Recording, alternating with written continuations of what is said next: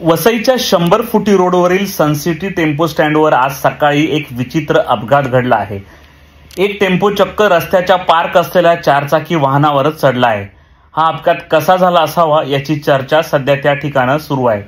वसईच्या 100 फुटी रोडवरील सनसिटी टेम्पो स्टँडला स्थानिक नागरिकांचा सुरुवातीपासून विरोध होता। या स्टँडचा देखील तिकडच्या नागरिकांना मोठ्या प्रमाणावर त्रास होतोय। आता या अपघातामुळे टेम्पो चालक कशा प्रकारे गाडी चालवत असतील आणि त्यांचा फिटनेस कसा असेल त्याचं प्रत्यक्ष उदाहरण आहे।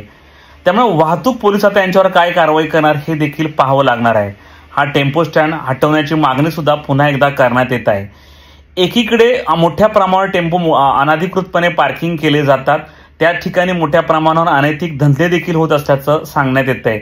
त्या ठिकाणी पत्र्याची शेड उभी केलेली आहे आणि त्यात पत्ते आणि जुगार देखील खेळत असल्याची चर्चा सध्या सुरू आहे। त्यामुळे टेम्पो स्टँड आता वसई विरारकरांची डोकेदुखी ठरलं आहे।